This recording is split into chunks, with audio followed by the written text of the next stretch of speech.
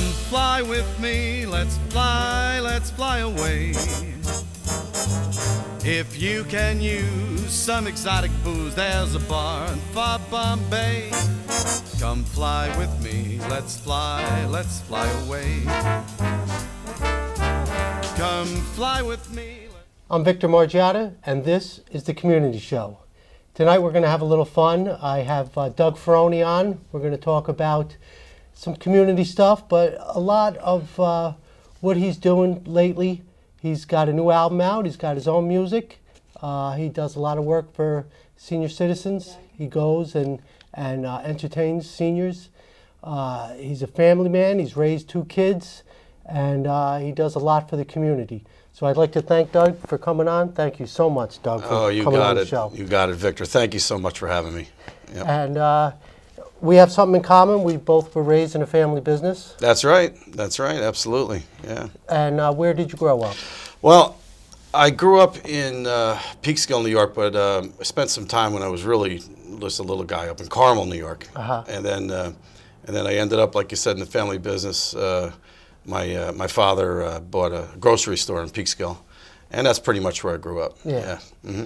Now, do you think that influenced you being your own boss and doing your own I thing? definitely learned a lot about being self-employed, Yeah. doing that, and probably taking the initiative a lot more. Yeah. By growing up in a business like that. Right. Absolutely. Yeah. Well, I must say for myself, especially growing up in a family business, you're more motivated to do things. You Yes. know? You see things that people that would work for you wouldn't see. You know, you do that little extra. Yeah. It's definitely influenced me. Every time I've had another job, you know, my employees always say, you know, you really work like you own the place, and I think, you know, that's an attribute to my father, definitely. Absolutely. And might as well say hi, Jerry, since we're since we're talking about him right now. So. I told him you were coming on the show. He was all excited. Good. He's one of my favorites all time. He's the best. Absolutely. You know, so Yeah. thanks, Jer. How did you get started as a singer? Well, it started, I guess, again when I was a little kid. When we were living in Carmel before we moved to Peekskill, my dad used to play a lot of different songs and different albums back then, the long-playing albums. And one of them was a Frank Sinatra album. And so I started really, you know, listening to his singing and his voice and really enjoyed what he did. And then, of course, there was Dean Martin, you know, and Satchmo, Louis Armstrong, those kind of singers. So I started really getting a good feel for that kind of music, and never thought I would pursue it, but I liked it. Yeah. And so it kind of bit me when I was a little kid, you know. Yep. Yeah. So, and then I went on, and as I got into elementary school, I started playing the drums, and started listening to big band records and jazz records and playing the drums along with that. Then I continued on and graduated high school. And then as that time elapsed and went on that period of time in like the mid-'80s, got married and moved out to California, out to Los Angeles. And the reason for going out there was I really wanted to start my career. And so when I got out to Hollywood, I started studying voice lessons and acting lessons. And so acting, I think, came a little bit faster for me back then because I was kind of a character coming from Peekskill anyway. Yeah. Kidding, but anyway, and so I was able to get onto movies pretty quick as like extra and then bit player and then some different things. And the first movie I worked on was the movie Back to School. Holy cow. Which was with Rodney Dangerfield. Yeah, I love that movie. And I tell you, I loved working on it. And I actually made a good friend on that film. And that film was filmed almost 30 years ago. Holy. I know, it's hard to believe. But I'm still very close friends with an actor that I worked with on that film. And we stay in touch often. He actually is a graphic designer, and he's helping me with my latest CD with the album cover and the design. Congratulations on that, by the way. Oh yeah, thank you. Yeah, I heard the song; it's excellent. Let the Good Times Roll. Yeah, we're awesome. actually in consideration for a Grammy. Oh my God. So pretty excited about that. We'll find out, you know, as time goes on if we get the next step, the nomination. But Yeah. kind of feel like a little political thing, you know. But anyway, so that's kind of how I got started and started getting going into the movies and stuff like that, you know. And What was your singing. favorite movie to work on?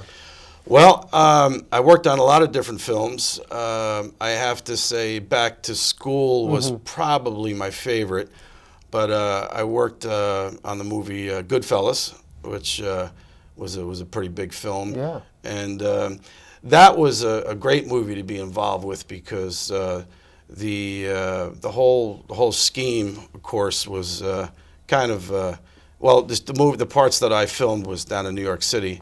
And the scene that I'm in is actually at the Copacabana.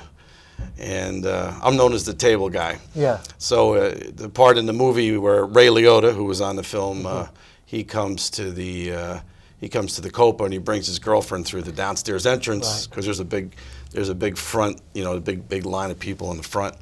So he comes up into the ballroom and the maitre d' looks at him and he goes, "Anthony, table for Mr. Hill." Well, I'm Anthony. So I bring the table in and I go down and Henny Youngman, the comedian from years ago, was on stage. He was telling jokes, and it was really pretty cool. And I come out from underneath the table, and Ray Liotta's there, and he hands me a 20, and I thank him, you know, and then I get champagne, and I go back and forth and all that. So it was pretty cool. Wow. The funny thing about that whole scene was they placed me, and they told me what to do and everything to pick up this table. And, you know, like a round table in a nightclub's got a heavy base. Yeah. So I picked it up. And, you know, I don't know, 30 pounds. You know, it's got a little bit of weight to it, 30, 40, I don't know, maybe 35 pounds, something like that. So I pick it up, and I'm like, okay. So I figure I'm going to maybe do this 2 or 3 times, you know. So I have to walk about 60 feet with it, you know, and put it down.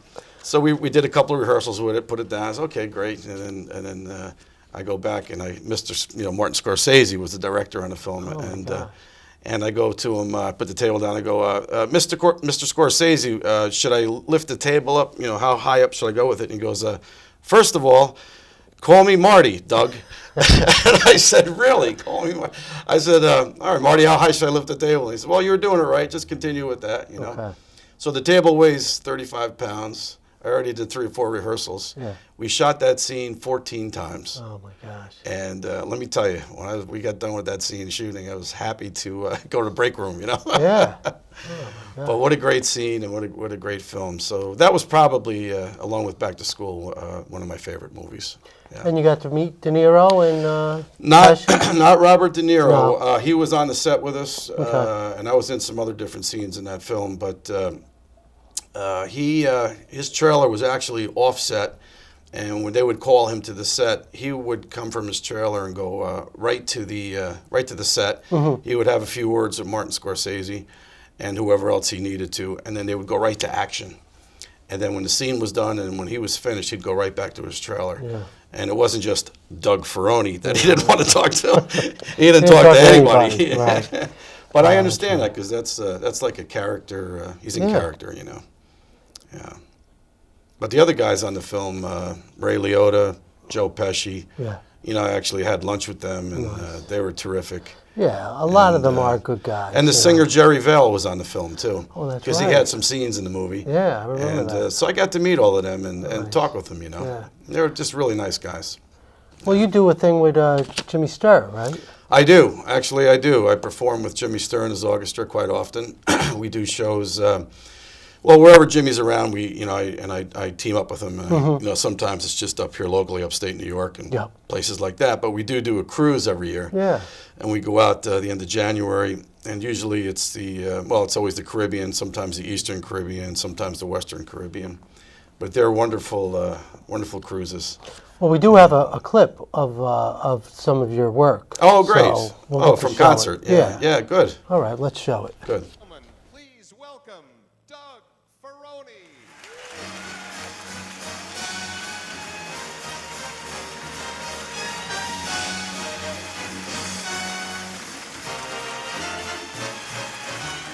Hello. In olden days, a glimpse of stocking was looked on as something shocking. Now, heaven knows, anything goes. Come fly with me, let's fly away. If you can use some exotic booze, there's a bar in far Bombay. Come fly with me, let's fly away. It had to be you. It had to be you. I wandered around and finally found somebody who I've seen fire and I've seen rain. I've seen sunny days that I thought would never, ever end. Seen the lonely times when I could not find a friend. But I always thought that I'd see you again.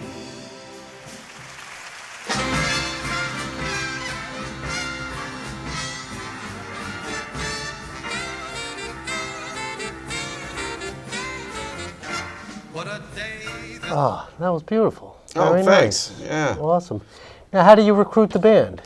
Well, I've had the band for over 20 years. Really? This All the same particular guys? band. Well, some are the same. Okay. And some guys have Switch moved in. away or moved on or whatever, Mm-hmm. you know. But some of the guys are the same. And but after being in the business for so many years, you know, you get to know a lot of different musicians, Yeah. at least in my case. Mm-hmm. And sometimes the certain guys that I usually use can't make it, then I have other guys I can call. So, Wow. yeah. Now, do people interview for a position or? No, it's not really like that. Okay. Most of the time, because they are qualified musicians, and most of my music is musically arranged. Right. So as long as they're professional musicians and they can read my music, or the music that I'm using, I should Mm-hmm. Yeah. say, we're in pretty good shape. Right. Yeah. So, and then sometimes if they're new musicians before a show or a program, our music event, we'll have, of course, probably most of the time we have a run through, a rehearsal. Yeah. So the guys sharpen up on what I need them to do for me. And then when you do like a smaller show, you just use a couple of guys. Yeah, absolutely. Yeah. What are some of the instruments you need? Sure. So it depends on the show, but I can use a trio sometimes, which is a piano player, Right. drummer, and a bass player. And then a lot of times I like to use my six-piece band, and that's the same thing: piano, bass, and drums. And then that would be a tenor saxophone, trombone, and a trumpet. Yeah. And that's kind of the band. If you remember Louis Prima. Yeah. Louis Prima and Killy I Smith, love- yeah. when they were in their heyday, Yeah. they were doing all those shows. That's the kind of band that Louis Prima used, just that six-piece band, Yeah. you know. Yeah. And it's got a lot of power, and it's fun Right. for me as a singer to have the horns and the band with me. You know? You can't beat it. I'm telling you. Absolutely. You know, music influences people. It's been influencing society forever. Yes. And the different music for the different cultures. For me, you know, I like the rock and roll. Yeah. And then they did the heavy metal, you know, the Yeah. bands like Judas Priest and Ozzy Osbourne. Yeah. You know, that was the music of the time for me. But, Mm-hmm. you know, I also enjoyed the disco music, you know. I like. Absolutely. You know, that's great music to dance to, the disco Well, that's music. the thing, you It know. really and is, and yeah. you know, well, when we were going out, that was, you know, we enjoyed it. It was Absolutely. something, you know, you'd go and, you know, I wasn't strictly one way or the other, you know. Yeah. Where I had to go to that one concert where they blew up all the disco albums. I really didn't understand that, you know. I said, can't we all get along here, you know? Yeah, I think you and I are in the same pattern with that, because Yeah, I like both, too, Yeah, to a degree. I like yeah. all music, you know. Don't ask me if I like anything Yeah, new. what do you know, well, for me now it's Train or The Fray. Right. You know, that Rob Thomas does a lot of good music, you know. You had that Rob Matchbox Thomas, Matchbox 20. There you go. I am All familiar with right. Rob Thomas. Good I do job. like his work. All yeah. right. I do know certain things, but Yeah. I'd be no good on a But quiz. then you got some of these bands that are still going, like U2. Yes, you know? yeah. They're still putting out music. It's Absolutely, unbelievable. yeah. And, you know, when I graduated high school, Black Sabbath had just broken up, so I didn't get Right. to see Right. Ozzy with, you know, I saw Ronnie James Dio. Okay. But then 30 years later, he's back with the band, and I finally got to see them. So that Right. was pretty cool. Absolutely. Yeah. That's pretty good. Now you have you got a band, you got a show coming up, a big show, right? We do, yes. December the 11th at the Paramount in Peekskill. always a great place. I've played there several times Oh, in the you past. have? And, Okay. I love that theater, and plus it's hometown for me, Yeah. from being from Peekskill, and we're doing a tribute to.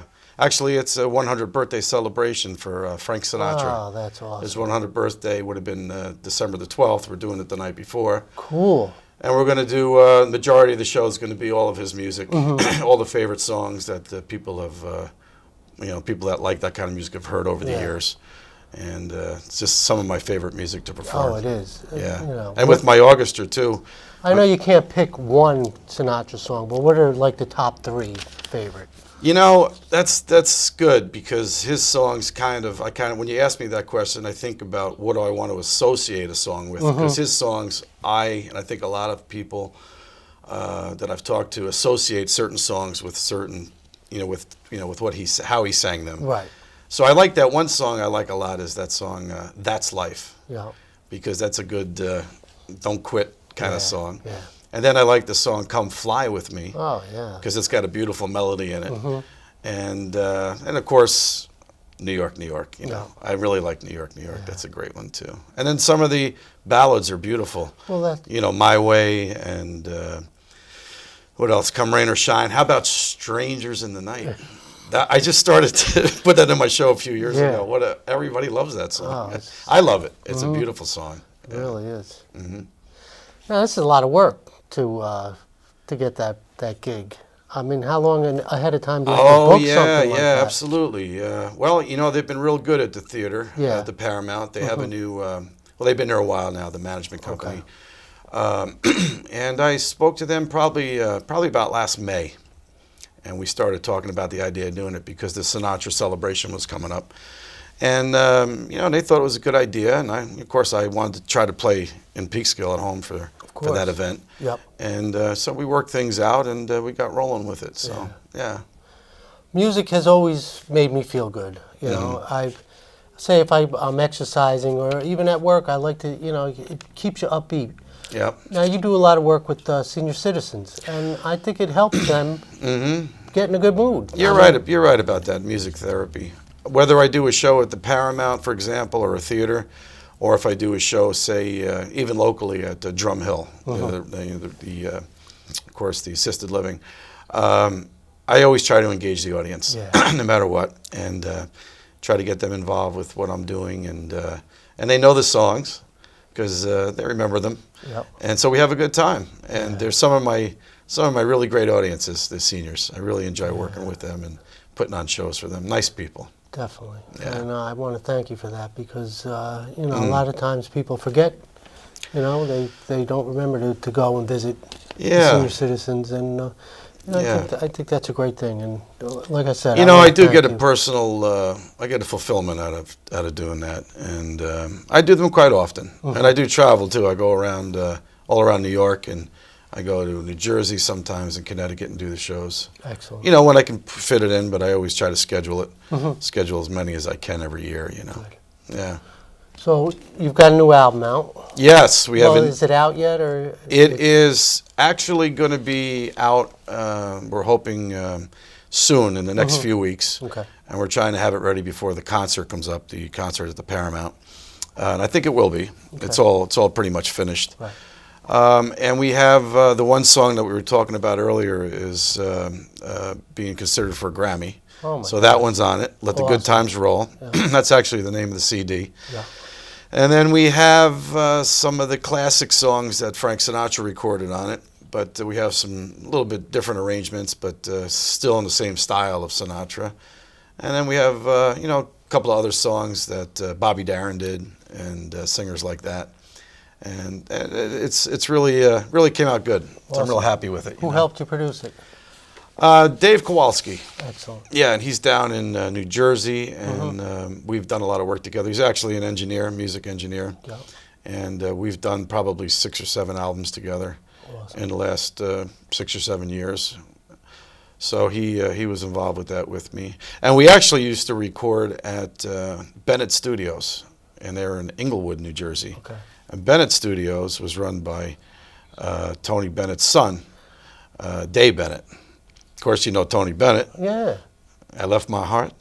I left my heart in San Francisco. Very I was good. dying to do that. I knew it. That's why I tried to key into that. Good job. All right. You know, there's a lot of kids trying to get into the music business. Right. And it's a lot of work, and there's so much talent out there. And what kind of advice do you have for those people? You know, pretty much, I can only say that looking back for what I did was try to learn as much as you can about what you want to pursue, and whatever kind of music it is or genre of music. Yep. Try to learn what you can. Go out and see the bands. Go out and see the singers. Before I really got involved with my music, I went to a lot of concerts, and I actually saw Frank Sinatra 14 times. And because I was living on the West Coast, he was playing out there a lot on the West Coast. So I would go and I would watch his show, I'd watch the orchestra, and I'd try to learn whatever I could from it. Right. So I would recommend that for anybody that's breaking into the music business, whatever, like I said, whatever, if it's rock and roll, metal, whatever it is. And the other thing is try to get training in whatever you're pursuing as far as music or acting. And then, of course, don't quit. Yeah. That's the key. Don't quit, because it gets rough, and then you got to try to remember, or at least, again, speaking for myself, you get through the rough part, and then it opens up again. Yeah. You know, so there's always going to be some rough water, but then remember the open water's coming. Yeah. How hard was it to write a song? Well, for me, I've written a bunch of songs, and I actually have a song that's in a movie called Mr. Vincent that I sang and wrote, and that's done pretty well. You know, it just depends. Sometimes it comes easy to write a song for me, again, speaking for myself. And sometimes you get, I guess they call it like a writer's block. You know, you get stuck a little. But then, you know, kind of pick the subject matter and then try to think about what you want to say. You know, it's almost kind of like before you do the music, you write it as a poem or as a story maybe. Yeah. And then it's always good to have like again, if it's commercial kind of song, you want to have kind of like a hook line in it where you keep going back so people can sing along to it if they like the song, you know. So I wouldn't say it was super hard for me. Of course, I haven't had any million hit sellers, so however, I have had success. Yeah. And I actually have a song that my late wife Joni and I wrote. It's a Christmas song. Nice. And it was picked up some years ago by a music distributor in the United Kingdom. So it's a Christmas song, and every Christmas time for 3 months, starting in November through January, it's played in all the shopping malls, so like in England and Europe and different parts of the United Kingdom. That's pretty cool. So yeah, and they tell me every time we renew the contract, you know, so I'm really proud of that and happy. So I have had some successes with songwriting, and I don't really. It's not like my forte to sit down and write a song, but if I feel I need to, I will, and I have. And I did write a song called "Glad I'm Living in the USA," and it's really a great song about our country. I feel it is anyway, and a lot of people that have heard it really like it. So that's another one that I've written. Well, I think if a band is going to make it, it's going to weigh on if they can write songs, if they can produce songs. Absolutely. I don't think it's like in my style of music that I sing the standards and you know, like the Sinatra style and that. I don't think it's pertinent that you write that I write a song. Yeah. It's good to write a song, of course. But I think in other like folk music and also rock and different styles, you know, when they write songs, it gives them that whole identity. You know. Right. Yeah. You know, part of your job is bringing the equipment in and out. Oh yeah. You know, that's the nuts and bolts of what you have to do. Absolutely. You know, and do you hire a guy to help you know, it's funny. It's funny you ask me that. Yeah. Sometimes I do have a crew. Yeah. Sometimes it just depends. Yeah. But a lot of times I don't because it's just not in the budget. Yeah. But when I was a kid and I was playing the drums, I loved the drums, and I still do. Once in a while I play too. I said to myself one night, I'm saying, you know, what a pain in the neck to pack up all of these drums. Every time I want to go out, I got to do the show, then I got to pack up and go home. So I said, you know, I like singing, and I've been singing. Let me be a singer. So then I realized I had to pack up the PA system, and then I had to bring it to the show, and then I had to set it up. Yeah. And then I had to bring the music books for the band, which is another big suitcase, you know, and the music stands, sometimes lighting. Yeah. So it is a lot of work. It can be a lot of work. It is. Yeah. But it's rewarding, again, and it also helps make for a great show. Yeah. It helps add to it, yeah. I used to enjoy when I'd go out and the local bands. Yeah. You know, I'd always help them, you know, bring stuff back out. You know, and they Right. really appreciate it because it's a lot of work. It is, yeah. You know, And I've had that a lot. You know, I've had that on different gigs. People help out. Yeah. Sometimes we do like anniversary parties, big ones, you know.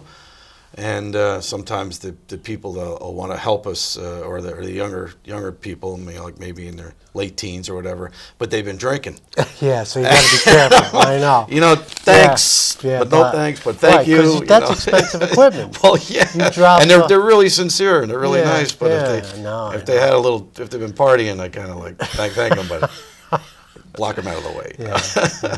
Well, we've had you at the restaurant, and Oh yeah. yeah, the people love it. I mean, it's just it's terrific. I love your restaurant. Yeah. I always love the Paradise, and Thanks. you know, we perform there a couple of times Yeah, a year. no, we really, it's great. whenever we come down, I always look forward to Yeah, it. the people just, you know. Yes. And you got a great following. It's all good people, you know. Absolutely. You know, and yeah. that type of music, it definitely draws. Well, I think it's a nice blend of when I come with my band and your restaurant of all the years you've owned it, Yeah. and the combination. I think it's a great thing. It's awesome. Yeah. I think we have a little clip of you to close the show out. So Okay. we'll close it out with that. Thank you so much for coming on. It was a pleasure. Victor, thank you very You know. much. What's the greatest city in the world? I think it is. Oh, I think we ought to do this song, Johnny. Are you ready? Here we go.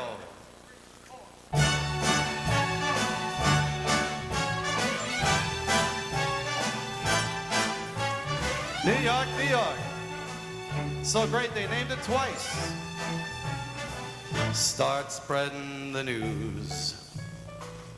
We're leaving today. We want to be a part of it. New York, New York. These vagabond shoes. How about these socks too, huh? Are long and astray. Right through the very heart of it. New York, New York. I want to wake up in a city that never sleeps and find I'm king of the hill, top of the heap. These little town blues are melting away. We're gonna make a brand new start of it in old New York. If we can make it there, gonna make it where? Anywhere, it's up to you. New York, New York.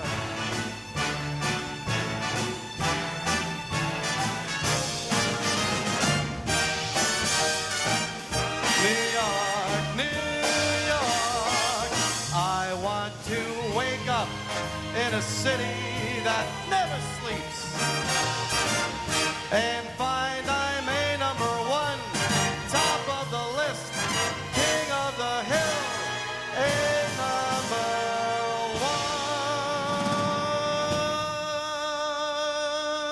one. Ladies and gentlemen, put your hands together for yourself one more time for coming out tonight. Have a very happy Columbus Day. Again, for the orchestra, my name's Doug Ferony. I love you. These little town blues, they are melting away. Huh.